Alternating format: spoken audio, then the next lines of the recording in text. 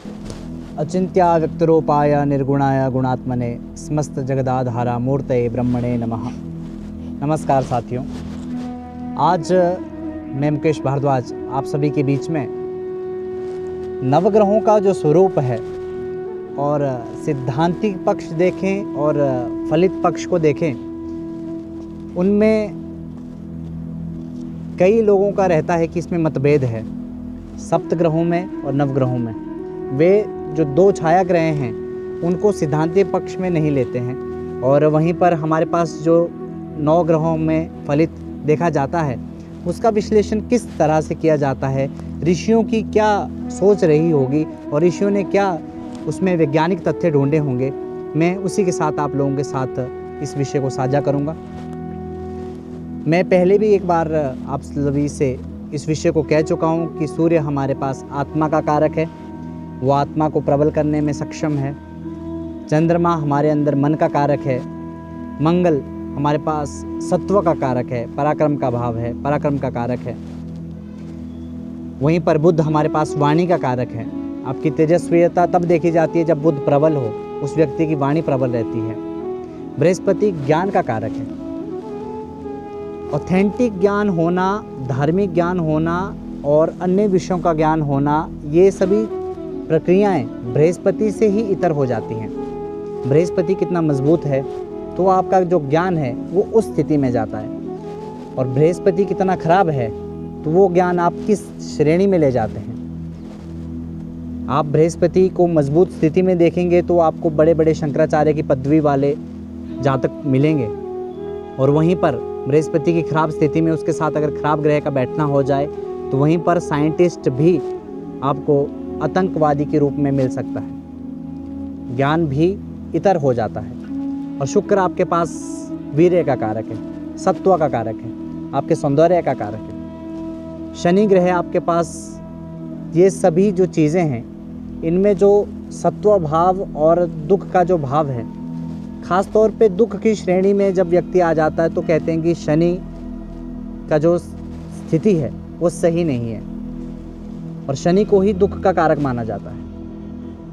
और वहीं पर राहु केतु को सिद्धांतीय पक्ष में नहीं लिया जाता। वहाँ पर उन दोनों की जो गणना है वो केवल छाया ग्रहों के रूप में ली जाती है। और हम अगर फलित में बात करते हैं तो राहु केतु इस तरीके से कार्य करते हैं कि वो व्यक्ति के पूरे जीवन को बदल सकते हैं।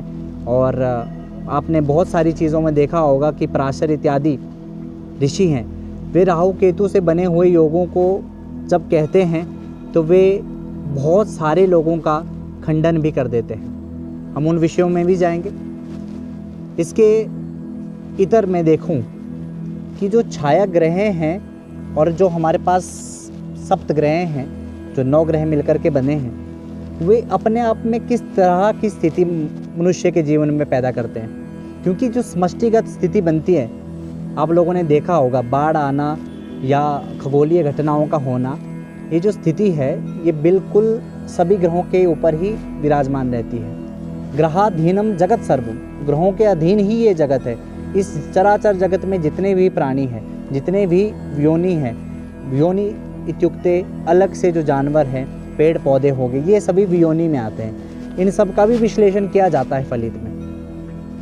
तो इन्हीं जो घटनाओं का स्थिति और इन दोनों का जो सापेक्ष है कि सिद्धांत और फलित को व्यक्ति अलग अलग मानता है, तो ऐसा बिल्कुल भी नहीं है। बिना सिद्धांत के फलित नहीं और बिना फलित के सिद्धांत नहीं है। हम उन दोनों को मिलकर के चलना पड़ता है। और ग्रहों के स्वरूप में मैं वर्णित करूं तो सूर्य का स्वरूप तेजस्वीयता को दर्शाता हुआ रक्त कारक का मैं कहूं तो लाल रंग का कारक हमारा सूर्य है। और सूर्य के पास अपने आप में तेजस्वीयता है, उसमें आत्म बल है, क्योंकि वो आत्मा को भी कारकत्व प्रदान करता है। साथ ही साथ चंद्रमा मन का कारक है। मन के अलावा चंद्रमा श्वेत वर्ण को दर्शाता है, आपके शरीर में सत्व को और तेजस्वीयता में लाता है। साथ ही साथ मंगल, उसको भी रक्त का ही कारक माना जाता है, और साथ में उसमें उसका जो स्थिति है, आप देखेंगे ऋषियों ने बहुत पहले ही पुस्तकों में लिख दिया है कि चंद्रमा का जो वर्ण है वो भी रक्त वर्णीय है। और साइंटिस्टों ने काफ़ी बाद में खोज की कि जो रक्त है वो जो रक्त का जो वर्ण है, लाल जो रंग है, वो मंगल में दिखाई देता है। और उस समय कोई भी ऐसे यंत्र इत्यादि नहीं थे। इन्हीं आंखों से ऋषि मुनियों ने उन चीज़ों को देखा था और पुस्तकों में लिख दिया था। और आज के जो साइंस है उस चीज़ को बिल्कुल सिद्ध कर देता है कि हाँ, वे बात एकदम सार्थक है।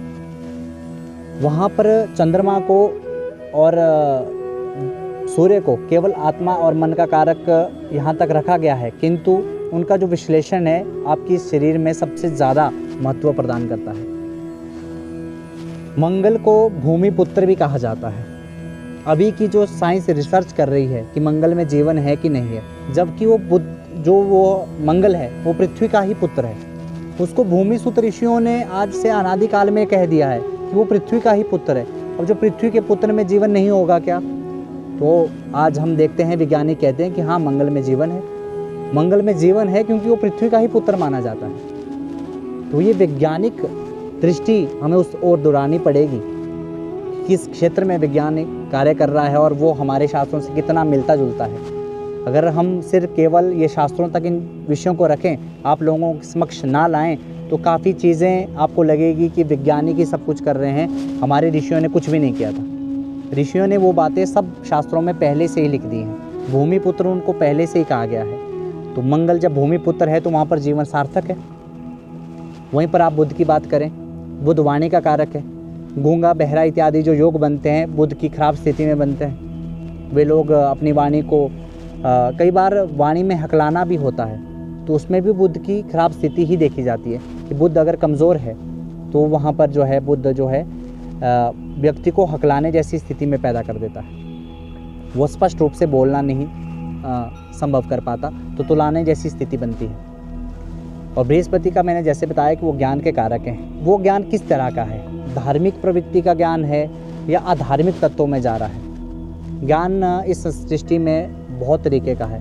आप साइंस की दृष्टि से ज्ञान को अलग माप सकते हैं, आप कला क्षेत्र, साहित्य क्षेत्र में अलग माप सकते हैं, आप धार्मिक पुस्तकों के ज्ञान को अलग माप सकते हैं। लेकिन ऐसा कौन सा ज्ञान जो बृहस्पति देते हैं? ज्ञान वो जो आपके पूरे जीवन को बदल दे, आपको मोक्ष की ओर प्रवृत्त करे, वो ज्ञान बृहस्पति का देता है।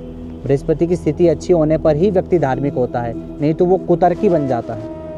इसलिए बृहस्पति की स्थिति और उसको मजबूत करने के उपाय करने चाहिए। ऐसा नहीं है कि हम व्यक्तियों को नहीं बदल सकते, उनकी मानसिक स्थिति को बदला जा सकता है केवल ग्रहों के स्वरूप को देख करके कि कौन सा ग्रह किस स्वरूप में व्यक्ति को ढाल देता है। शुक्र जो है आपके अंदर सौंदर्य का कारक है, वो सुंदरता प्रदान करता है, वो आपके अंदर वो छवि ला सकता है। वीरत्व का कारक है। अपने आप में हमारे अंदर शरीर में जो जितने भी एसिड बनते हैं सब शुक्र की ही स्थिति के कारण बनते हैं। कई बार डॉक्टर कह देते हैं कि आपकी जो मुख की आकृति है अत्यंत कोमल है या त्वचा तेलिया है, उस तरह की स्थिति भी शुक्र ही प्रदान कर सकता है। और क्योंकि वो चमकदार ग्रह है, ऐसा वैज्ञानिकों का कहना है, और हमारे शास्त्रों में ये वर्णन पहले से ही किया है, वो सौंदर्य का ही कारक है। आप शनि को देखें, बहुत सारे लोगों का विश्लेषण रहता है कि शनि को देखते ही कह देते हैं कि ये खराब स्थिति में ना होकर के भी वो खराब फल दे देता है। ऐसा बिल्कुल भी नहीं होता है। शनि अपने आप में बहुत जल्दी खुश हो जाने वाला ग्रह है और न्याय प्रिय देवता है। उनको सही करने के लिए आप काफ़ी कम समय में उनको सही कर सकते हैं। और बिल्कुल भी ऐसा नहीं होता कि शनि अगर ख़राब हो जाए तो उनकी जो परिस्थिति है वो बिल्कुल बदल जाती है। ऐसा नहीं है। शनि जब तक अंतर्दशा, महादशा इत्यादि में नहीं आते हैं, महादशा में उनकी स्थिति नहीं बनती है, तो वो आपको छेड़ना भी पसंद नहीं करते। ऐसा सभी ग्रहों का है। हमें गोचर के वश से ही फल करना चाहिए। केवल कुंडली में जाते ही महादशा और अंतर्दशा को देख करके फल कह देना बिल्कुल भी सार्थक नहीं है। वो फल किसी जातक के लिए नहीं बैठ पाएगा। गोचर को देखना बहुत ही आवश्यक है। मैं एक उदाहरण के साथ आप लोगों से विदा लूँगा। आप देखेंगे कि अभी शनि मीन राशि में है। बहुत सारे जातकों का प्रश्न रहता है कि आचार्य जी मीन राशि में अभी शनि की ढैया चली हुई है, 7.5 का उसमें दौर चला हुआ है, तो क्या वे सभी के ऊपर कार्य कर रहे हैं? मीन राशि के जितने भी व्यक्ति हैं, क्या सबके ऊपर उतना ही प्रभाव जा रहा है शनि का? तो इसका उत्तर है नहीं। आपको वहाँ पर अपनी स्थिति को देखना होगा। भले ही मीन राशि के जातक हों, क्या मीन राशि के जातक जो व्यक्ति हैं उनको महादशा का स्थिति प्रारंभ हो चुकी है, क्या वे अंतर्दशा में आ रहे हैं शनि, क्या प्रियंतर दशा में शनि खराब फल दे रहे हैं, शनि किस स्थान में बैठे हैं। शनि मीन राशि में बैठे हैं और वहीं जातक की कुंडली में शनि अपने उच्च स्थिति में बैठे हैं, तो वे शनि उस व्यक्ति को कहाँ से कहाँ पहुँचा देंगे, ये भी तो उसका फल है। केवल साढ़े साती और इस तरीके के पहलुओं से डरा करके शनि को खराब स्थिति में नहीं लाया जा सकता। इन चीज़ों का विश्लेषण करने के लिए और इन चीज़ों को समझने के लिए हमारे साथ बने रहिए और इसी प्रकार से ज्योतिष की नई नई अच्छी बातें और ज्ञान और वैज्ञानिक स्थिति को समझने के लिए आप हमारे साथ मिलते रहें। नमस्कार।